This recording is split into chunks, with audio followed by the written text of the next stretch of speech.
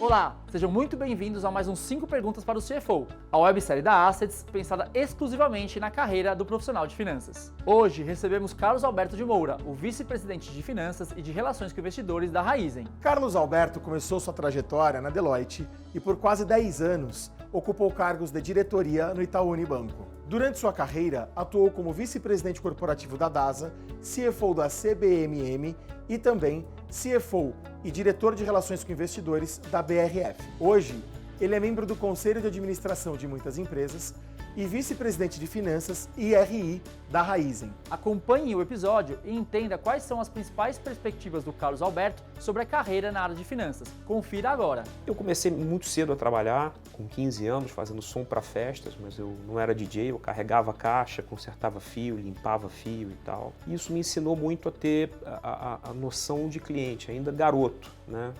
Eu tinha que servir ao cliente, era o mais importante. Isso serviu para pagar meus estudos, aluno de escola pública, pude escolher contabilidade e aí eu comecei a estagiar no Banco do Brasil, pude trabalhar na Deloitte durante cerca de 4 anos. Depois da privatização do Banerj em 97, eu fui contratado pelo Bozano Simonsen, onde entrei analista, depois me tornei diretor do grupo e nós vendemos um negócio para o Unibanco que foi o InvestShop, que foi a primeira grande corretora virtual do Brasil, criou o modelo de agente autônomo que funciona hoje.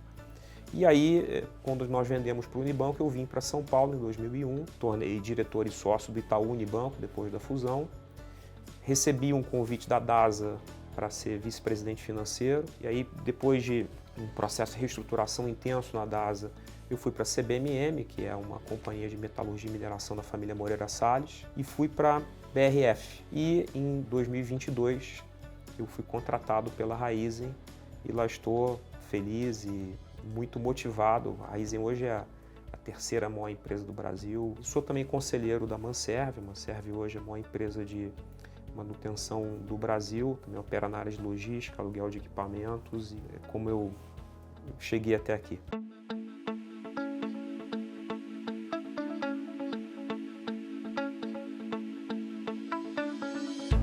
Você tem na cana-de-açúcar talvez o maior painel solar natural que exista. Então, como é que você transforma no máximo valor possível aquilo que a natureza te confiou? E você tem várias formas de transformar isso em energia, né?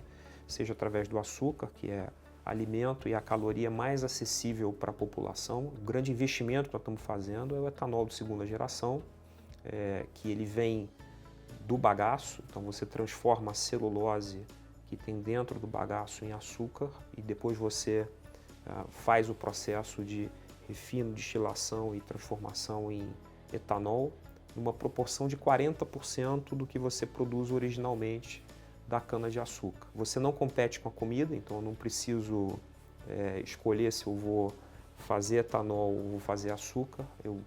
Quanto mais açúcar eu produzir, mais bagaço vou ter, mais etanol de segunda geração vou ter, e isso tem um prêmio diferenciado, porque além de você ser uma energia que você não compete com a comida, você também vem do resíduo. Então isso tem um prêmio que conta 2 vezes em alguns mercados. A nossa função aqui, que é um outro desafio, é como é que você desenvolve esse mercado, porque o mercado de combustível sustentável de aviação, que é o principal direcionamento para o SAF, ele ainda é muito pequeno.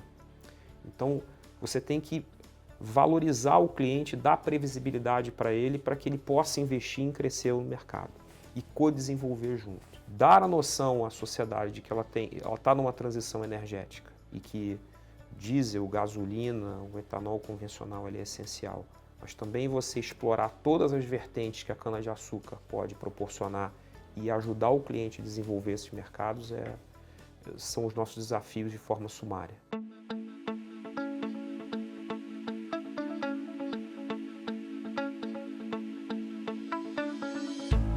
Acho que vem a questão do entendimento dos negócios, que você, quando faz auditoria, você tem que fazer o que a gente chama de revisão analítica, então você tem que entender e conhecer o negócio do cliente que está sendo auditado, e também ceticismo, você tem que ser cético, não tem jeito, né? Você trabalha com ativos financeiros com propriedades, com direitos, com obrigações. Então, essa responsabilidade fiduciária que o CFO tem, ele tem a obrigação de ser cético. E eu acho que como o mercado financeiro, eu acho que foi a criatividade. O mercado financeiro é muito criativo. A imagem que se tem dos profissionais, às vezes, não reproduz o que é na prática. Então, o executivo no mercado financeiro, seja no atacado, no varejo, banco de investimento, ele está sempre buscando como é que ele oferece uma vertente diferente, porque é um ambiente muito competitivo.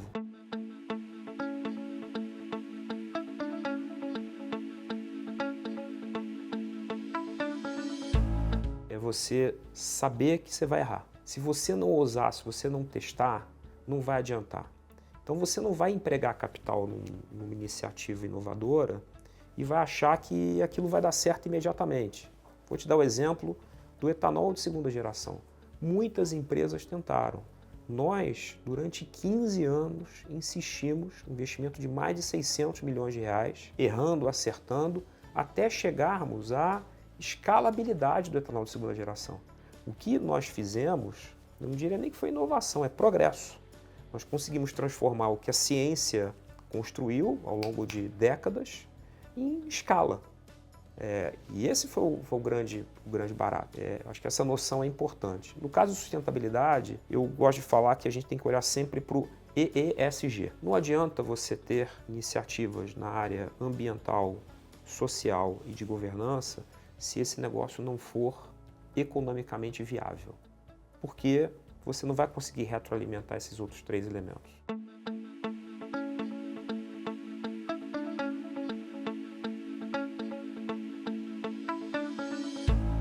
Você, como conselheiro, você tem que prestar atenção em 5 coisas: estratégia, gestão de riscos, gestão de pessoas, gestão de capital e o que eu chamo de embaixada, que é você representar a companhia, angariar negócio, visualizar uma oportunidade. Como conselheiro, se você trabalhar nessas 5 coisas, você contribui muito para a companhia. No que tange a gestão de capital, procuro orientar sempre na questão da visão de caixa. Os gestores têm que olhar para o caixa o tempo todo, porque qualquer erro pode ser fatal. Mas a gestão de risco também é fundamental. E essa é uma disciplina nova em finanças, que ainda não tem a sua exploração máxima e que eu acho que tem uma grande oportunidade. Os riscos estão acontecendo o tempo todo. E também a gestão de pessoas. Eu acho que você gostar de gente, ouvir gente, conversar, entender o outro lado, eu acho que como conselheiro é fundamental. E dar espaço para a administração, para ela expressar o ponto de vista dela e você acolher e tentar construir em cima disso, não contra isso. Às vezes existe embate entre governança e gestão que não é saudável para a companhia.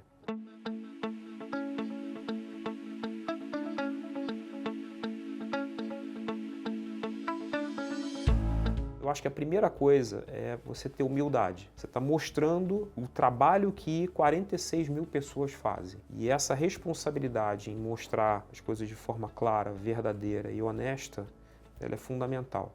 A segunda coisa é que você precisa desenvolver modelos mentais para que as pessoas entendam o teu negócio. Então, eu vou dar um exemplo. No nosso caso, a gente fala, olha, a nossa estratégia é dar o maior valor ao que a natureza nos confiou, sendo protagonistas na transição energética. E aí a gente fala de capital, que é disciplina e respeito a 3 mandamentos. Manter o investment grade, investimento de capital seletivo e coerente. Então você não vai ver a gente fazendo uma coisa que não está dentro daquele limite que a gente colocou, e ter mentalidade de reciclagem de portfólio. Várias. Eu tive um chefe, hoje um grande amigo, Luiz Urquiza, que é o CEO da Bodytech.